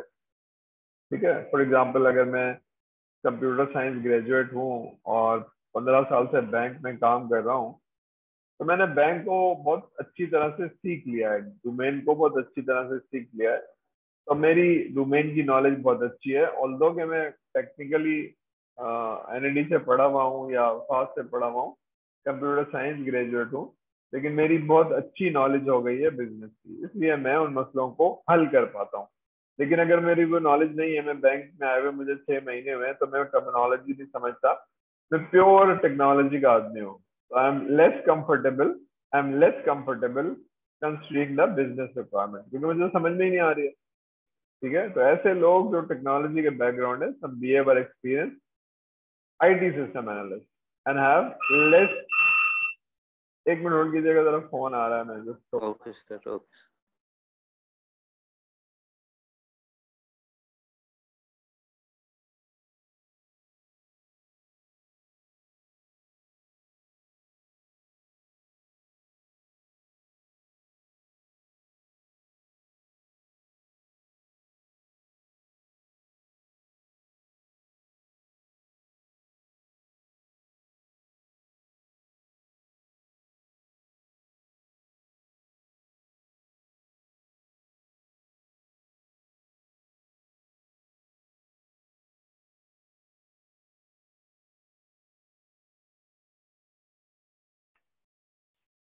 चलिए, आई गेस कल 2 दिन की छुट्टी है तो फ्राइडे का एक जो असाइनमेंट है वो मुझे दिया गया। ठीक है सर। ठीक है, तो ये थोड़ा सा समझ में आया कि जनाब सिस्टम एनालिस्ट क्योंकि टेक्नोलॉजी का आदमी होता है तो वो पूरी तरह से लिखा हुआ है, they have good technical knowledge but less business knowledge. ठीक है ना। तो इस वजह से हमें ऐसा बीए चाहिए जिसको, ऐसा आदमी चाहिए जिसको डोमेन की नॉलेज हो। ठीक है। तो ये है, मैंने बिजनेस एनालिस्ट जो आते थे वो टेक्नोलॉजी के बैकग्राउंड से आते थे और उनकी बहुत लिमिटेड नॉलेज होती थी आईटी की, इसलिए बहुत सारे प्रोजेक्ट फेल भी होते थे। ठीक है। अब हम कह रहे हैं उसको क्यों समझ में नहीं आती थी, इसलिए समझ में नहीं आती थी कि उसको वुमेन की नॉलेज नहीं आती थी। ठीक है। तो the knowledge of the business is invaluable, जितनी उसको नॉलेज होती है उतना अच्छा वो मसला हल कर पाता है। ठीक है ना। तो problem can occur where it form part of the solution and the analyst has insufficient understanding of the knowledge। ठीक है। अब बात ये है कि एक आदमी ऐसा है जिसकी बिजनेस की बहुत अच्छी नॉलेज है, यानी अगर डिपार्टमेंट का हेड है उसको आईटी का नहीं पता था। तो होता क्या है कि एक आदमी कौन सी जुबान बोल रहा है, एक आदमी बिजनेस की जुबान बोल रहा है, दूसरा आदमी कौन सी जुबान बोल रहा है, दूसरा आदमी टेक्नोलॉजी की जुबान बोल रहा है। तो there is a difficulty in communication. ठीक है ना, समझा नहीं पा रहे। जब समझा नहीं पा रहे हैं तो there is a great possibility कि मसला हल नहीं हो पाएगा। ठीक है। ठीक है। तो some BA has gain experience of the knowledge, उनको समझ में आ गया। ठीक है। और नहीं, मैंने कहा ना बैंक में अगर बहुत अच्छे से काम कर रहा है तो वो, ठीक है, तो ये सारी चीजें तब ये हमें समझ में आया कि हमें एक ऐसे आदमी की चाहिए, आदमी चाहिए, ऐसा एक्सपर्टीज चाहिए जिसको डोमेन की नॉलेज भी हो, टेक्नोलॉजी भी पता हो, ताकि वो मसले हल कर सके। अब ये थोड़ी सी वजूहत है कि अगर आपको बिजनेस चलाना है तो ये 4-5 चीजें हैं जिसका होना जरूरी है, मतलब ऑर्गेनाइजेशन में क्या चीज होनी जरूरी है। तो आज के बिजनेस में इंफॉर्मेशन टेक्नोलॉजी बहुत इंपॉर्टेंट है। ठीक है ना। उसकी ऑटोमेशन, कोई अच्छा प्रोसेस बनाना, उसको स्पीड करना। ऑटोमेशन एक्चुअली स्पीड दे देती है ना, प्रोसेस होता है उसकी स्पीड होती है, बहुत जल्दी कर लेती है। फिर आप डिसीजन मेकिंग जो करते हैं, आपके पास जो डेटा पड़ा हुआ है बहुत सालों का, उसकी बेसिस पे आप ट्रेंड क्रिएट करते हैं, डेटा साइंस लगाते हैं। ठीक है। तो आपको डिसीजन मेकिंग आपकी अच्छी हो जाती है। ठीक है। दूसरा ये है कि आप कुछ चीज़ों पे आर्टिफिशियल इंटेलिजेंस लगा देते हैं, यानी जो चीज़ आपने सीखी होती है वो आप सिखा देते हैं मशीन को, उसकी बेसिस पे वो डिसीजन लेता है। ठीक है। तो आई डोंट नो, कहीं नोटिस लिया आपने आर्टिफिशियल इंटेलिजेंस कभी, नोटिस किया अपने सॉफ्टवेयर में यूज करते हुए? जी सर। हाँ। हम यूज भी कर रहे हैं एफआईपी बनाते वक्त। एफआईपी नहीं, वैसे कहीं प्रैक्टिस में यूज देखा है आपने कभी? अ, जी, बताइए। मतलब बैंक्स वगैरह, और मैं अभी तो नहीं देखा बिजनेसेस नहीं वगैरह देखा में एआई आपने, यूज देखा होता है तो आपको अंदाजा नहीं कि आपने क्या देखा। आप गूगल सर्च करेंगे, एक दो है। सर्च करेंगे, प्रोडक्ट सर्च करें, हम्म। उसके बाद फिर आप फेसबुक पे जाएं तो फेसबुक वही ऐड दिखा रहा होगा जो आपने प्रोडक्ट सर्च की होगी। तो अच्छा, हाँ, सही सही सही। तो लाखों लोग गूगल सर्च कर रहे हैं, लाखों लोग, करोड़ों लोग फेसबुक पे जा रहे हैं, तो कैसे पता चल रहा है उसको? इसका मतलब है कोई आदमी मॉनिटर कर रहा है, कि एक आदमी हर आदमी को देख रहा है। ये आंसर इज नो। तो पीछे जो है ना आपके एक्सेस कंट्रोल जब आप करते हैं तो आपको आपके ट्रेंड्स देख रहा है, मशीन देख रही है कि कौन आदमी क्या कर रहा है, उसको वही चीज दिखा रही है जो उसकी पसंद है। ये यूट्यूब पे भी नजर आएगा, जिस किस्म की आप वीडियोस आप देखते हैं, तो यूट्यूब आपकी सर्च को स्टोर कर लेता है। ये आर्टिफिशियल इंटेलिजेंस आपके सर्च को स्टोर कर लेता है, और जो आपकी पसंद होती है, डेटा साइंस या जो भी आप देख रहे हैं वीडियोस, उसी किस्म की वीडियोस आपको पॉपुलेट कर देगा कि जनाब ये आपकी पसंद है, ये आपकी पसंद है, इसको देख लीजिए, तो आप देख लीजिए। तो दिस इज आर्टिफिशियल इंटेलिजेंस। ठीक है। वो आपको नजर, आपने नोटिस नहीं लिया लेकिन डालर नजर आ रही है। तो इसका मतलब है कोई भी बिजनेस पे स्पीड चाहिए, डिसीजन मेकिंग चाहिए, और आपको एआई चाहिए। ठीक है। अब मैं तो बैंकर हूँ, या मैं फार्मास्यूटिकल कंपनी चला रहा हूँ, या मैं बिजनेस हूँ ना, मैं 20 साल से यही काम करता हूँ, लेकिन मुझे आईटी कैसे फायदा पहुंचाएगी? अब आईटी तो कहती है आपका बिजनेस क्या है मुझे पता नहीं है। ठीक है ना। तो ये एक चैलेंज है। तो ये नीचे लिखा हुआ है, क्वेश्चन इज, क्या क्वेश्चन है? What can I do for us, कि हम जिससे प्रोडक्ट भी अच्छी करें, सर्विस भी अच्छी करें। इसका मतलब एक आदमी दरमियान में चाहिए, ठीक है। These days absence of good information, अगर नहीं है आपके पास तो आप आगे नहीं बढ़ पाएंगे, कंपटीशन के साथ मुकाबला नहीं कर पाएंगे, ठीक है। एग्जाम्पल है कि अगर आप बैंक हैं और आप ट्रेडिशनल तरीके से एक ब्रांच में अकाउंट खुल जाता है और वहीं से चलता है, तो आप आगे नहीं चल सकते, आप अपना बिजनेस सरवाइव नहीं कर पाएंगे। आज से 10 साल पहले ऐसे होता था ना कि आप जिस ब्रांच में अकाउंट खोलते थे उसी ब्रांच से एक्सेस कर सकते थे। लेकिन अगर आपके पास एक सेंट्रलाइज डेटा बेस है, तो अब ब्रांच, किसी भी ब्रांच में आपका अकाउंट हो लेकिन पूरे पाकिस्तान से आप एक्सेस कर सकते हैं। आप अकाउंट नंबर बताएंगे, चेक नंबर बताएंगे, वो अकाउंट तो आपका हैंडल वहीं से हो रहा है ना, मशीन से हो रहा है, सेंट्रलाइज डेटा बेस से हो रहा है, उस ब्रांच से तो हो ही नहीं रहा, तो पूरे पाकिस्तान से। तो अगर आपके पास सेंट्रलाइज डेटाबेस नहीं है, एप्लीकेशन नहीं है, तो वो सर्विस आप नहीं दे पाएंगे। तो बराबर वाला बैंक तो कहीं से भी एक्सेस कर देता है, आप कहते हैं नहीं कि जो घर के पास जहाँ अकाउंट खुला है बस वहीं से एक्सेस करो, तो यू विल लूज बिजनेस। समझ में आ रही है? ऑटोमेशन इसलिए जरूरी है। इसी तरह से सॉफ्टवेयर पैकेजेस, ठीक है ना, कैसे इम्प्लीमेंट होंगे, कहाँ जाएगा, कैसे नहीं होगा। तो होता क्या है कि जो आप लगा लेते हैं तो फिर आप कहते हैं यार ये तो बहुत ही डिससेटिस्फाइड है, रिजल्ट तो ऐसे आया नहीं, हमने तो इतने पैसे लगा दिए, चीजें लगा दी, ठीक है। तो जैसे अभी हमने पढ़ा डिजिटल नर्वस सिस्टम क्या था। वो नर्वस सिस्टम ये था कि ऑर्गेनाइजेशन की ऑटोमेशन, ऑर्गेनाइजेशन ऑटोमेशन में तो वो जो हमें चाहिए वो मिलता ही नहीं था, हमें नहीं मिलता था, और चेयरमैन साहब ने लगवा लिया। लेकिन इतने पैसे, 2 करोड़ और रुपए खर्च करने के बावजूद भी क्या हुआ, वो हाईली डिससेटिस्फाइड। हमारे पास एक सॉफ्टवेयर था और बहुत पुरानी टेक्नोलॉजी पे था, लेकिन उसकी वीकनेस हमने देखी नहीं, हमने तो कहा सैप लगा लो, हमने सैप लगा लिया। It was a poor decision, देखे ना, it was a poor decision. Chairman ने कहा ले लो, हमने ले लिया, उसमें 2 करोड़ रुपए लगे और 2 साल लगे, लेकिन रिजल्ट क्या है, हाईली डिससेटिस्फाइड। अभी क्यों है, इसका मतलब है कि चेयरमैन साहब को किसी ने बताया ही नहीं, चेयरमैन साहब ने किसी से पूछा ही नहीं, तो वो क्योंकि डोमेन के एक्सपर्ट नहीं थे, उन्होंने गलत डिसीजन ले लिया। लेकिन जिनसे सैप खरीदा होगा वो कहेंगे भाई आपने तो सैप मांगा था और ये वाले मॉड्यूल मांगे थे, मैंने दे दिया, उसके पैसे ले लिए, ठीक है। तो डिजिटल नर्वस सिस्टम का मतलब है डिसीजन मेकिंग आपकी सही नहीं हुई, जो आपको चाहिए था वो शायद नहीं मिला आपको, ठीक है। ये नंबर 2 है। नंबर 3 क्या है कि जो बिजनेस मैनेजर्स हैं उनको प्रॉब्लम तो पता है, लेकिन वो अ, कैसे सॉल्व होगा ये पता नहीं है। फॉर एग्जाम्पल बिजनेस प्रॉब्लम ने कहा कैसे था, हमारी कॉस्ट ऑफ प्रोडक्शन बहुत हाई है, कॉस्ट ऑफ प्रोडक्शन बहुत हाई है, आप बताइए क्या कर सकते हैं। सिस्टम एनालिस्ट तो कुछ नहीं करेगा ना, सिस्टम एनालिस्ट को तो पता ही नहीं है कि गाड़ी बनाने की कॉस्ट क्या होती है, कौन सा रॉ मटेरियल होता है, कहाँ से आती है। वो आदमी इसको बिजनेस का पता होगा, गाड़ियाँ कैसे बनती हैं और ये हाई कॉस्ट कैसे होती है, तो उसको क्या कहता है, अच्छा इसको ऐसे ऐसे कर देते हैं, उसमें ऑटोमेशन भी आ सकती है उसमें। अब बात ये कि ये वाला जो प्रॉब्लम ऊपर लिखा हुआ है ये कोई बिजनेस की नॉलेज का आदमी ही समझ सकता है। ये सिस्टम एनालिस्ट या कंप्यूटर साइंस ग्रेजुएट की गाड़ी बनाने में कॉस्ट हाई है, इसको कम कर सकते हैं, ये कैसे करेगा, ठीक है, ये नहीं कर पाएगा। या फॉर एग्जांपल मिठाई की दुकान में, जनाब ये मिठाई बराबर वाला तो 500 रुपये में बनाता है, आपके यहाँ तो बनने में ही 600 रुपये लगती है, तो फिर आप 700 में बेचते हैं, ये कैसे होगी? जब तक आपको मिठाई बनाने की साइंस नहीं पता होगी तो आप उसकी कॉस्ट नहीं कम कर पाएंगे।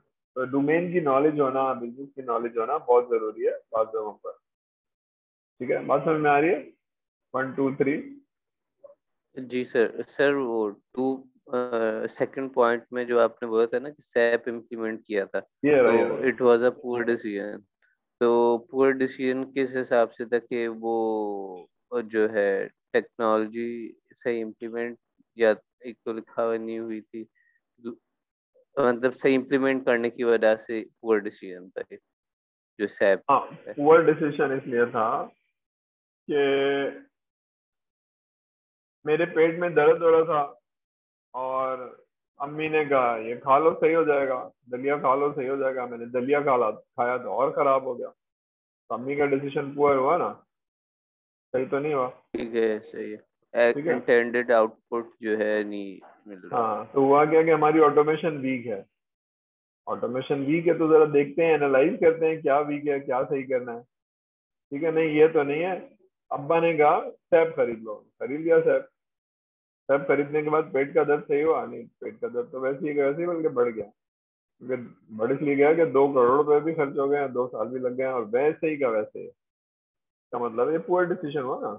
आपने मसला क्या था आपने देखा ही नहीं, आपने लगा दिया सैप, तो सैप फेलियर हुआ बिग टाइम। आपने देखा ही नहीं कि आपके प्रोसेस क्या है।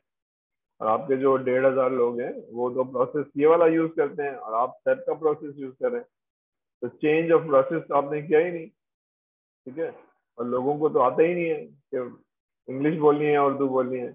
वो उर्दू बोलते थे और आपने कहा कल से इंग्लिश बोलना शुरू हो जाओ, तो वो तो बेचारे जब तक ट्रेनिंग नहीं होगी प्रोसेस की, सेट की, तो कैसे चलाएंगे। वो तो कर रहे थे 15 साल से इस तरह से बिजनेस करते थे। उन्हीं को ऑटोमेट करना था। आप तो एक और तरीका ले आए कि नहीं ऐसे ऐसे चलाओ। ठीक है ना। तो नहीं चली उनसे, और फिर वो फेल हुआ बहुत बुरी तरह से। ठीक है। ऐसा आदमी है कि जो डिलीवरी करता है साइकिल के ऊपर, और थोड़ी सी देर होती है, आप उसको मोटरसाइकिल दे देंगे कि भाई मोटरसाइकिल सीखो, जरा जल्दी से हो जाएगा सारा कुछ है। ये तो वैल्यू एड है कि जगह तंग होती है जहाँ से मोटरसाइकिल जा सकती है, साइकिल जा सकती है वहां से मोटरसाइकिल भी जा सकती है, ज्यादा फर्क नहीं है। लेकिन उसको आपने ट्रक ले दिया, तो ट्रक चलाना भी नहीं आता और ट्रक हर जगह जा भी नहीं सकता है, तो मसला तो नहीं हल होगा ना। आप महंगा भी है और जबरदस्त भी है और जगह भी बहुत ज्यादा है।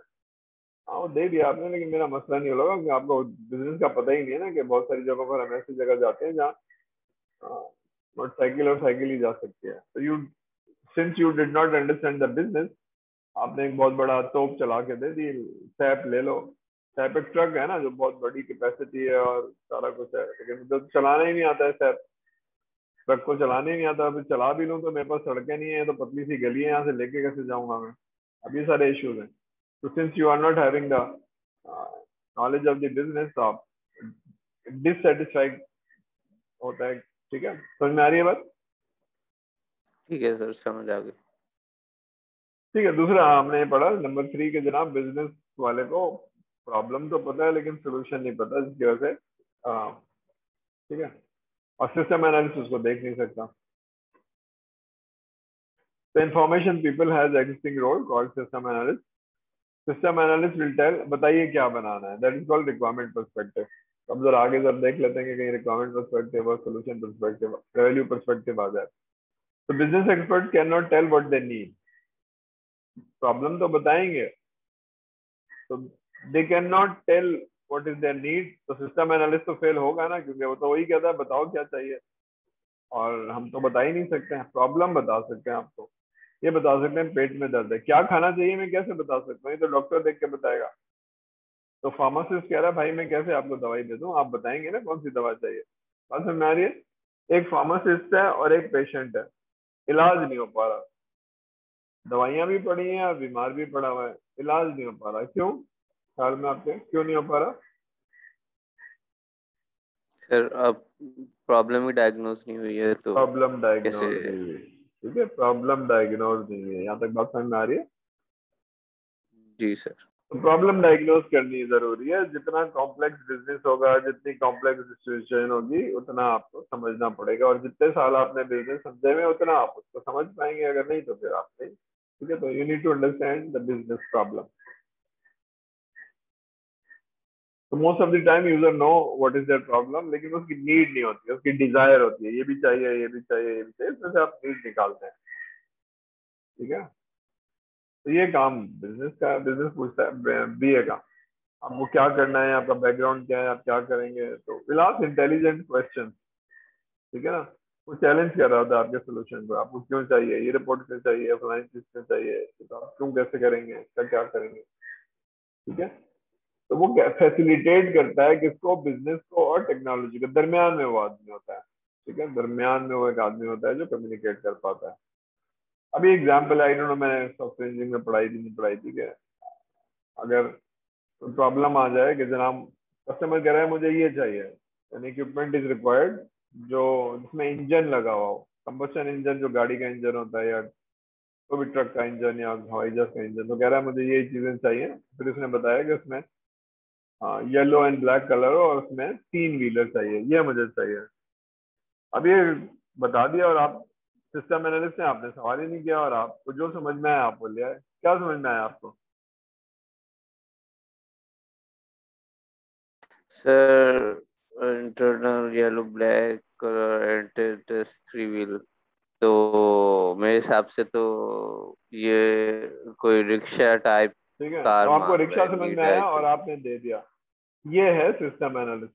जो उसने रिक्वायरमेंट बताई थी आपने दे दिया, क्योंकि आपने पूछा नहीं ना भाई करोगे क्या। रिक्शे से तो ट्रेवल करते हो, बाजार जा सकते हो, ऑफिस जा सकते हो। पूछा नहीं ना, आपने सवाल नहीं पूछे। What is your value, what is your problem. तो आपने बिल्कुल सही कहा, जो आपकी समझ में आया वो आपने दे दिया। ठीक है, आपको सवाल पूछने चाहिए थे। ठीक है, वो कह रहा है भाई मुझे सफर नहीं करता है, मुझे रोड को अनइवन सरफेस को नाइसली क्विकली सही करना है, और मुझे ये करना है, मुझे ये करना है। तो आपको ये चाहिए था और आपने उसको रिक्शा दे दिया। आप रिक्शे के ऊपर पत्थर रखेंगे, वजन रखेंगे, कहेंगे यार इसी से बनाओ बस, अब इसी से काम चलाओ, क्योंकि आपको उसने जो कहा था मैं तो रिक्शा ही समझा था। उसने बताया कि भाई आपने पूछा नहीं तो मैंने बताया नहीं।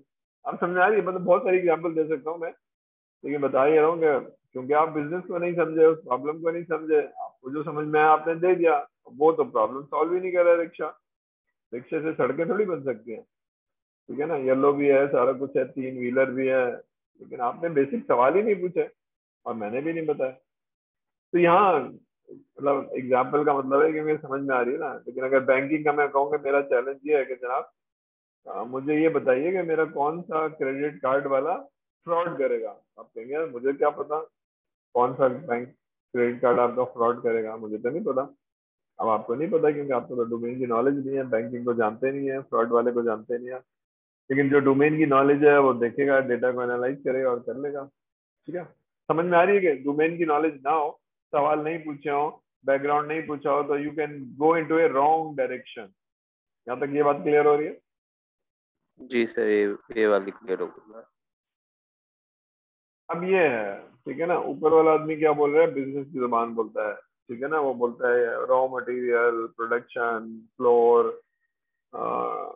Bill of material. अब ये बिल ऑफ मटेरियल प्रोडक्शन की जुबान है। ठीक है ना, फ्लोर पे क्या चीज आएगी, रेसिपी को बिल ऑफ मटेरियल कहते हैं, और रॉ मटेरियल है फिनिश गुड, ये भी टर्मिनोलॉजी है। तो सारे लोग बोलते हैं फिनिश गुड या वेयर हाउस। वेयर हाउस का मतलब है फिनिश गुड, स्टोर का मतलब है रॉ मटेरियल। ठीक है, और ये और ये और ये, तो these are the terminology, LIFO FIFO। लेकिन कंप्यूटर साइंस की जुबान में आपने कभी कोई बिजनेस की पढ़ी है, प्रोडक्शन, बैंकिंग, या सारी चीजें जिसकी आपने सॉफ्टवेयर, तो प्रॉब्ली आंसर इज नो। तो ये दोनों बात कैसे करेंगे? बात सही है ना, कि जिसका मतलब है कि इनके दरमियान में कोई एक आदमी होना चाहिए, इसको टेक्नोलॉजी भी आती हो, और एक आदमी फ्रेंच बोलता है, ऊपर वाला आदमी फ्रेंच बोलता है, नीचे वाला आदमी उर्दू बोलता है। तो बात तो नहीं कर पाएंगे जब तक कि उनके पास कोई ट्रांसलेटर ना हो, जिसको फ्रेंच भी आती हो और उर्दू भी आती हो। फ्रेंच समझ के उर्दू में समझाएगा, उर्दू समझ के सुन के फ्रेंच समझाएगा, तभी ट्रांसलेटर हो सकते हैं ना। इसका मतलब है आपको दोनों की नॉलेज चाहिए। बात क्लियर हो रही है? जी सर। अभी समझ में आ रहा है कि बिजनेस एनालिस्ट का रोल क्या है, कि वो फैसिलिटेटर होगा, बिजनेस को भी समझेगा हम्म। और रिक्वायरमेंट टेक्नोलॉजी को भी समझेगा, वरना फिर वो प्रोजेक्ट बहुत सीरियसली फेल होगा। ठीक है, तो ये बात समझ में आ रही है? ठीक है, अब यहाँ बैकग्राउंड से थोड़ा सा हम चलते हैं कि बिजनेस एनालिसिस होती क्या चीज है। होती कोई मुश्किल चीज नहीं है। देर आर वर्ड्स जो किताब में लिखे हुए हैं वही मैं आपको पढ़ाऊंगा, लेकिन उसका बैकग्राउंड आपको पता चलेगा कि इसका क्या मतलब है। वो जो वर्ड नीले पीले सर ने लिखे होंगे उसका क्या मतलब है। और ये फिर मैं समझाता हूँ। ये जो चेंज का वर्ड है, एंटरप्राइज का वर्ड है, सोल्यूशन का वर्ड है, अब ये मैं बताऊंगा। वैल्यू का वर्ड आपने मुझसे सुना, नीड का वर्ड आपने मुझसे सुना, चेंज अभी नहीं सुना, लेकिन बहरहाल वर्ड आपने मुझसे सुन लिया। पढ़िए फिर स्टेटमेंट को। ठीक है, तो देयर आर वर्ड, चेंज, ये 6 वर्ड हैं, चेंज, नीड, एंटरप्राइज, सोल्यूशन। 5 है। अभी इसमें कॉन्टेक्स्ट नहीं आया, चलिए राइटली सो, कॉन्टेक्स्ट नहीं आया। तो बिजनेस एनालिसिस क्या है? एक प्रैक्टिस है जो ऑर्गेनाइजेशन में चेंज लाती है। चेंज क्या है? वो प्रोजेक्ट होती है, जो भी मैंने डायग्राम बताई थी। कहाँ से शुरू होती है? नीड से शुरू होती है कि हमें एक मसला था, वहां से शुरू होगी, और हम एक चेंज इनिशिएट करेंगे या प्रोजेक्ट इनिशिएट करेंगे। फिर क्या होगा? उसमें हम आपको सोल्यूशन दे पाएंगे। ठीक है, आपका मसला हल करेंगे। मसला हल करके क्या होगा जनाब? आपको आपकी 10% सेल बढ़ जाएगी, या जो भी कोई बेनिफिट होगा आपको, वो बेनिफिट हम देखेंगे। ठीक है, तो वैल्यू कब मिलेगी? जब आप फायदा पहुंचाएंगे। वैल्यू कब नहीं मिलेगी? जब आप मुझे फायदा नहीं पहुंचाएंगे। सब कुछ कर लिया, खरीद लिया, लगा लिया, लेकिन उससे कोई फायदा हुआ नहीं, फायदा नहीं हुआ। ठीक है, तो ये एक रोल है। तो नीड को क्रिस्टलाइज करता है, वेरीफाई करता है, क्लैरिफाई करता है। अब ये रोल है बिजनेस का। ये बिल्डिंग का मतलब है एंटरप्राइज या कोई भी है, इसको इसकी एक नीड होगी और हमें सोल्यूशन की तरफ जाना है। तो ये आपका काम है। जो भी प्रॉब्लम है उसको आप देखेंगे, pain area, problem, opportunity, object, उसको आप एनालाइज करेंगे, बिजनेस नीड को समझेंगे। उसके लिए आपको ये सब मालूम होना चाहिए। डोमेन की नॉलेज, लाल रंग का मतलब है डोमेन की नॉलेज होनी चाहिए, फैक्ट फाइंडिंग टेक्निक्स आनी चाहिए, बिजनेस कंडीशन, सारा बिजनेस के बारे में और उस ऑर्गेनाइजेशन के बारे में ये सब पता होगा। और आप बीए की टूल्स लगाएंगे, टेक्निक्स लगाएंगे, फिर आप कहेंगे ये मसला है, ये असल मसला है। जो आपने बताया था वो मैंने सुन लिया है, लेकिन आपकी बातों से लगता है कि आपको ये मर्ज है और इस मर्ज की ये दवा है। ठीक है, तो ये दवा मैं, ये वाली कंपनी की भी हो सकती है, ये वाली कंपनी की भी हो सकती है, तो ये वाला सोल्यूशन भी हो सकता है और ये वाला सोल्यूशन। मेरे हिसाब से ये वाला सोल्यूशन सबसे बेहतर है। फॉर एग्जाम्पल, एक ऑर्गेनाइजेशन को ईआरपी चाहिए, तो उसने 5-6 ईआरपी कंपेयर किए और कहा कि मेरी नजर में ये वाला सबसे बेहतर है। वो सबसे वाला बेहतर की कोई कंपैरिजन रिपोर्ट होगी, कोई वैल्यू होगी, जिसकी बेसिस पे वो डेटा सजेस्ट कर रहा होगा। तो पहली वाली चीजें जो लेफ्ट में है वो बहुत जरूरी है। तो मेन को समझना, प्रॉब्लम को समझना, उसकी बेसिस पे सॉल्यूशन को रिकमेंड करना, ये बिजनेस एनालिस्ट का काम है। ठीक है, उसको पता होगा कि बिजनेस क्या चीज होती है, बिजनेस की कंडीशन क्या होती है, जो भी है, इन्वेंट्री का या जो भी बिजनेस वगैरह, बैंकिंग का या फार्मास्यूटिकल का, स्टडी करेगा, उसके बाद कहेगा आगे भी। ठीक है, ये क्लियर हो रही है बात? जी सर, ये क्लियर हो गई। अब ये है बिजनेस एनालिसिस, इनेबलिंग चेंज, सारी चीजें, नीड, सोल्यूशन। ठीक है, ये है। इसको डायग्राम बना के इस तरह से समझाता हूँ कि बिजनेस एनालिस्ट स्टार्ट होती है नीड से। नीड किसकी होगी? वहां के लोगों की होगी, स्टेक होल्डर कहते हैं इसको। इन लोगों की कोई जरूरत होगी। तो पहला पॉइंट है नीड किसकी होगी? स्टेक होल्डर की होगी। ठीक है, और मसला हल करेंगे तो आप सोल्यूशन दे पाएंगे, वैल्यू दे पाएंगे। ठीक है ना, ये जो राइट साइड पे लिखी है, ये मसला हल करेंगे तो वैल्यू दे पाएंगे। कस्टमर का मसला हल हो गया ना, वैल्यू दे पाएंगे। कैसे करेंगे? ये पूरी चेंज है, प्रोजेक्ट है आपका पूरा। ठीक है, अब चेंज कैसे हो सकती है? इनमें से कोई एक चीज हो सकती है, प्रोसेस इंप्रूव कर दिया, या सॉफ्टवेयर को ऑटोमेट कर दिया, या इक्विपमेंट हार्डवेयर खरीद लिया। कोई भी इनमें से कोई एक चीज है जिसकी वजह से मेरा मसला था और आपने मेरा मसला हल कर दिया। जाहिर सा डिपार्टमेंट खुश होगा। ठीक है, जी सर। हाँ, लेकिन ऑन द अदर एंड आपने सब पूछा, सारी चीजें पूछी, बता भी दिया मैंने, और आपने मुझे कुछ सॉफ्टवेयर दे भी दिया। तो उसके 15 दिन बाद मैंने पूछा, यार मसला हल हो गया? आप कहते नहीं, मसला तो वैसे ही वैसा ही खड़े है। डिवाइस करके मैं कंप्यूटर से वो कर लेता हूँ, लेकिन बाद में मसला तो वहीं खड़ा है। तो that is the role of a business analyst. ठीक है, तो बिजनेस एनालिस्ट क्या करता है? ये करता है, आपकी जो रिक्वायरमेंट है उसको डिस्कवर करता है। रिक्वायरमेंट गैदरिंग ही है, उसको हम कहते हैं एलिसिटेशन। डिस्कवर करेगा, सवाल करेगा, पूछेगा, उसको सिंथेसाइज करता है, क्रिस्टलाइज करता है, उसको सवाल करता है, क्यों चाहिए, क्या करेंगे, क्या नहीं करेंगे। ठीक है, एनालाइज करता है।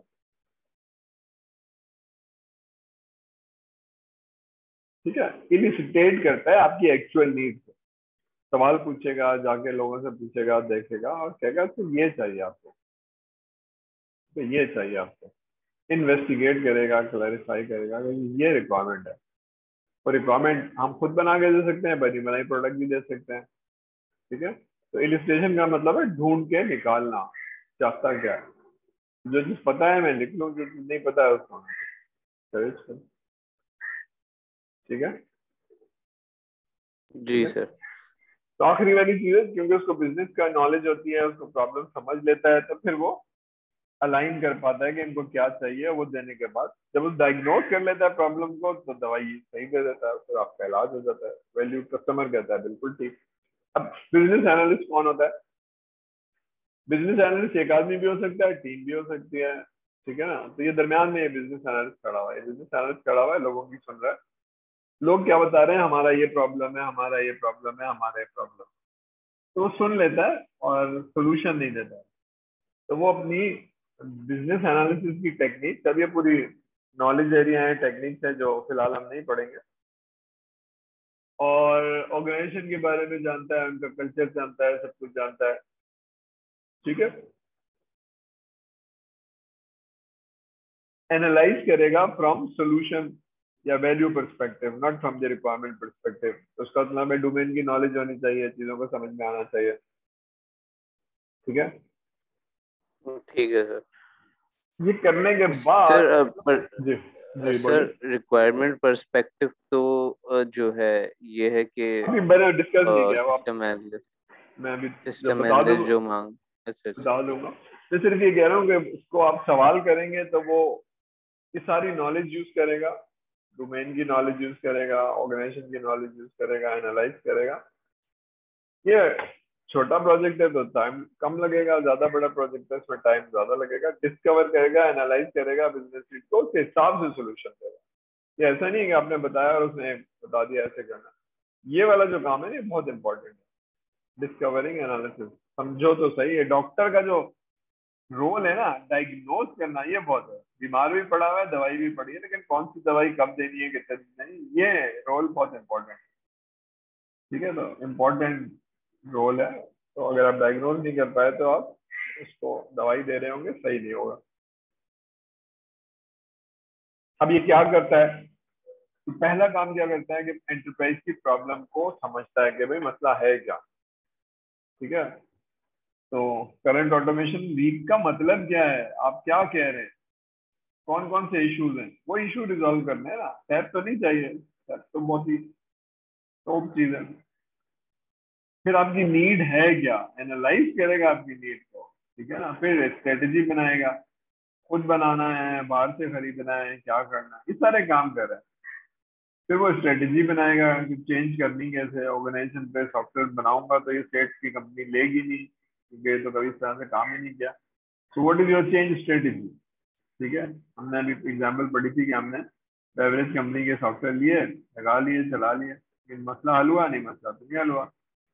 आखिरी चीज बहुत इंपॉर्टेंट है, human intensive and communication intensive. Software जब भी आप बनाते हैं, बताने वाला कोई यूजर होगा, डेवलप करने वाला यूजर टीम होगी, तो ये 4 लोग बताने वाले हैं और 40 लोग बनाने वाले हैं। तो जब तक मेरी समझ में नहीं आया तो, या उसने बताया नहीं, या उसकी नॉलेज अच्छी नहीं थी, तो ये बहुत इंपॉर्टेंट है, collaboration among the stake holder.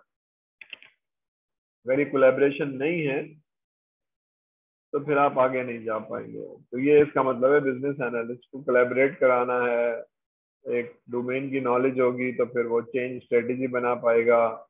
तो प्रॉब्लम का इश्यू होगा, इसका मतलब कुछ प्री रिक्विजिट है, अगर ये नहीं होगा तो वो नहीं कर पाएगा, प्लान नहीं कर पाएगा, स्ट्रेटेजी नहीं बना पाएगा। ठीक है ना। सिस्टम एनालिस्ट क्या नहीं कर पाता है, सिस्टम एनालिस्ट ये नहीं कर पाता है। यहाँ तक क्लियर है? सर स्टेक होल्डर कोलैबोरेशन किन किन तरीकों से होगी? अब इसका एक नॉलेज एरिया है, स्टेक होल्डर एनालिसिस। ठीक है। पूरा एक चैप्टर है, उसकी समरी में आपको दे देता हूँ कि आपने सवाल किया, आप कहेंगे सर बता ही नहीं रहे। ये बहुत इंपॉर्टेंट नॉलेज एरिया है। प्रोजेक्ट मैनेजमेंट में पिछले 2 साल में ये शामिल हुआ है, पहले उसको इम्पोर्टेंट नहीं समझते थे। बिजनेस में या बिजनेस एनालिसिस में ये बहुत इंपॉर्टेंट था शुरू से। स्टेक होल्डर एनालिसिस, पहले मैं थोड़ा सा बताता हूँ कि स्टेक होल्डर एनालिसिस क्यों जरूरी है और कोलैबोरेशन क्यों इम्पोर्टेंट है। अब मैं एक बीए हूँ, बिजनेस एनालिस्ट हूँ, और मैं बैंक में गया हूँ और मैं उनसे पूछ रहा हूँ कि जनाब अपना प्रोसेस बताइए लोन देने का। तो मैंने 2 दिन पहले आपसे मीटिंग का टाइम लिया था, मैं 2 बजे पहुंच गया हूँ आपके ऑफिस। लंच वंच और नमाज पढ़ के गाड़ी ड्राइव करके इस गर्मी में, और पार्किंग भी नहीं मिल रही थी, मैं पार्क करके घंटे भर में आपके ऑफिस पहुंच गया। और मैं सवाल करने की कोशिश कर रहा हूँ तो फोन आ गया, मेल चेक कर रहे हैं, फोन आ रहा है, चाय वाला भी आ रहा है और ऑफिस दरवाजे में भी लोग, बहुत डिस्ट्रैक्शन है। फिर एक फोन आ गया उनके बॉस का, तो उन्होंने कहा सर असद साहब आए हुए हैं, इनके साथ मीटिंग करनी है, तो बस इनको 15 मिनट में फारिग करके मैं आता हूँ आपके पास। मैं कहता हूँ भाई 15 मिनट क्यों, मैंने तो 2 घंटे का आपसे टाइम दिया था, और 2 घंटे में भी लोग आ रहे हैं जा रहे हैं, आधा वक्त तो वैसे ही ज़ाया हो गया, फिर भी आप कह रहे हैं। कह रहे हैं यार क्या करूँ, नौकरी तो करनी है बॉस के पास। तो कोलैबोरेट नहीं कर रहा वो, अपनी काम कर रहा है, नौकरी कर रहा है, तनख्वाह ले लेगा। प्रोजेक्ट फेल हो पास हो उसका कोई गर्ज नहीं है, वो तो कह रहा है कि भाई मेरा गर्ज नहीं है, आप आएंगे तो मैं बता दूंगा, जिस दिन मैं बिजी होऊंगा मैं आपको बता दूंगा कि चेयरमैन साहब ने बुला लिया है, बिजी हूँ या फलाने के हाथ। तो he is not putting his effort, he is not putting his time, क्योंकि उनको समझ नहीं है ना उसकी कितनी जरूरत है, उसको समझ में नहीं आ रहा। तो ऐसा बहुत मुमकिन है कि हमें जो रिसोर्स मिली है वो सही नहीं है, या जो रिसोर्स मिली है उसका एक्सपीरियंस नहीं है।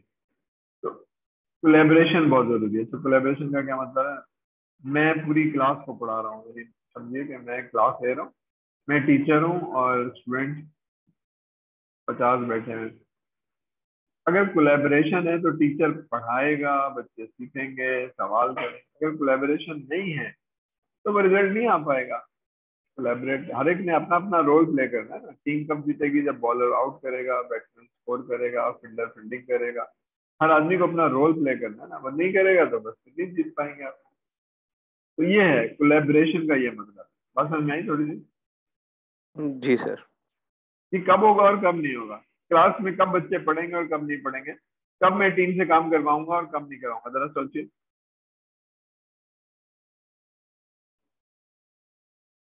सर मतलब बोथ साइड से जो है क्वेश्चनिंग और बोथ साइड से कोलैबोरेशन होगी तभी तो काम आगे बढ़ेगा, वरना एक साइड से तो ताली बजती भी। हाँ बात सही है, लेकिन कब होगा और कब नहीं होगा। मैं जाता हूँ क्लास में, बच्चे पढ़ना ही नहीं चाहते हैं, कहते हैं बस सर बस बता दें, लेक्चर देते हैं, इंपॉर्टेंट बता दें, पास कर दीजिएगा, पढ़ना ही नहीं चाहते। तो I don't see the collaboration.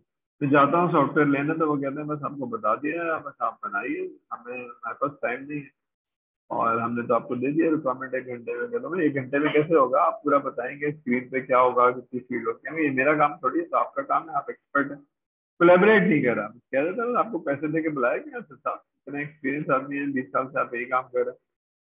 तो कहता हाँ बात तो ठीक है, लेकिन तब बताओगे नहीं, बैठोगे नहीं, तब कैसे बनेगा। ठीक है, तो कोलैबोरेट करना जरूरी है ना, समझ आ रही है। जी सर। ठीक है, मेरी तबीयत बहुत खराब है, और मैं अम्मी को डॉक्टर के पास भेज देता हूँ कि जाके बता देना तबीयत खराब है, और वो दवाई देगा, आके ले लेना, सही है, इलाज हो जाएगा भाई।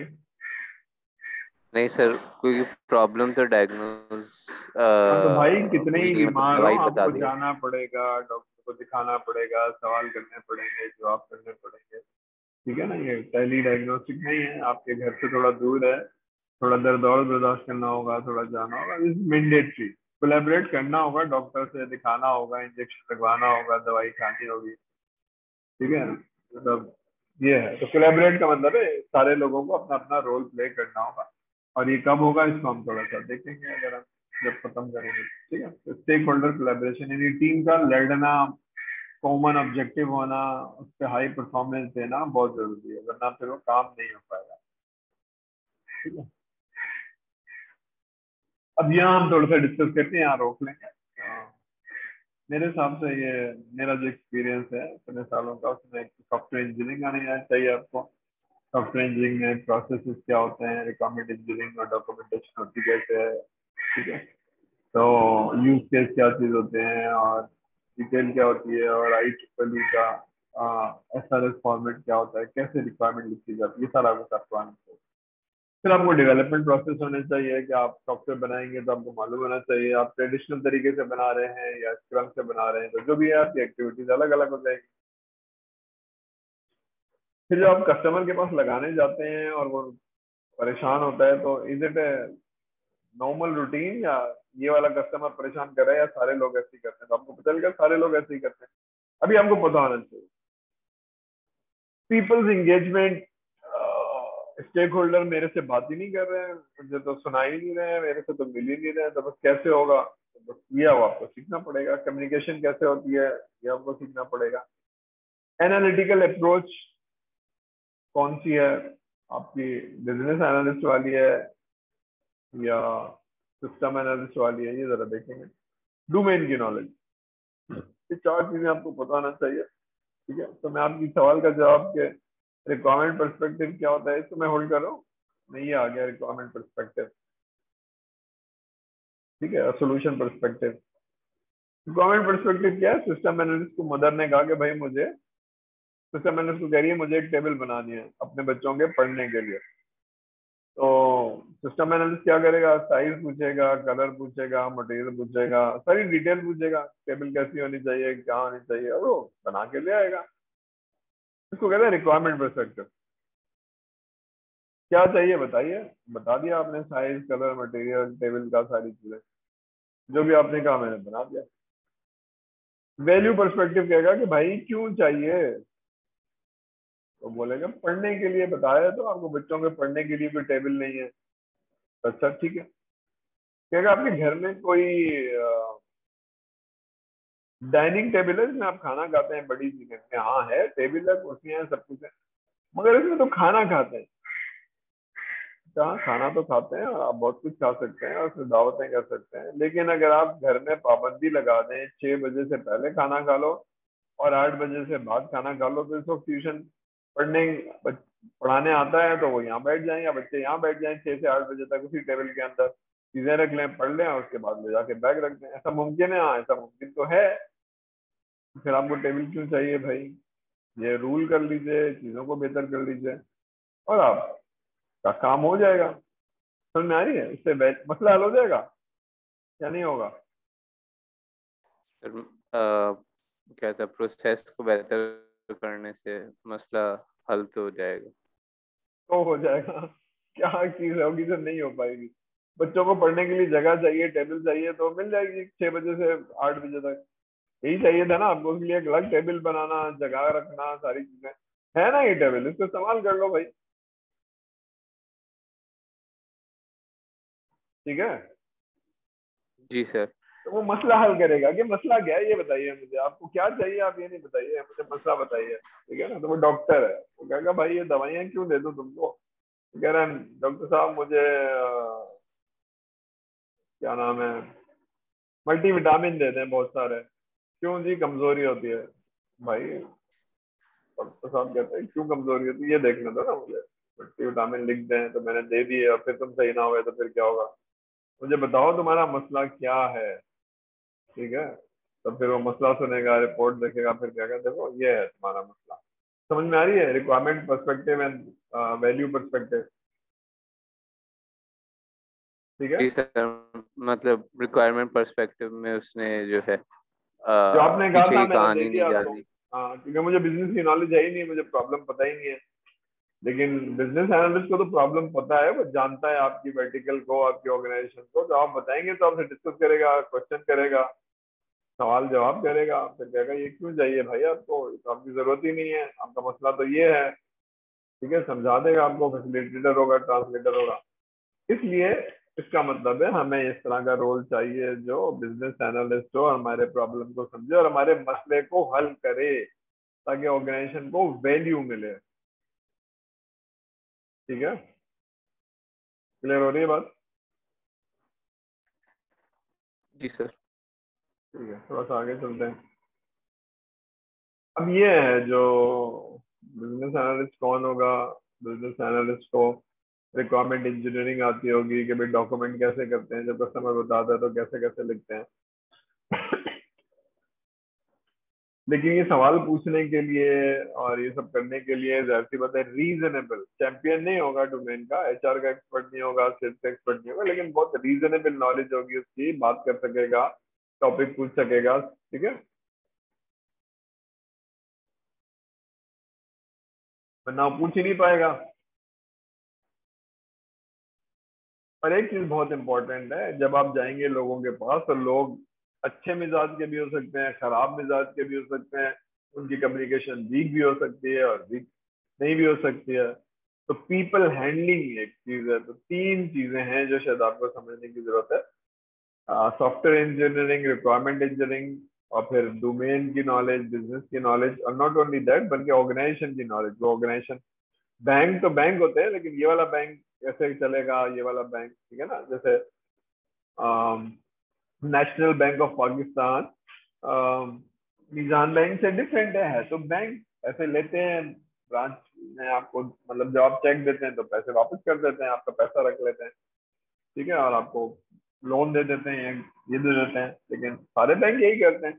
लेकिन बैंक का कल्चर अलग होगा, बैंक का काम करने का स्टाइल अलग होगा, ठीक है ना। हर एक चीज अलग अलग होगी, प्रॉब्लम्स भी अलग अलग होंगे, सोल्यूशन भी अलग अलग होंगे।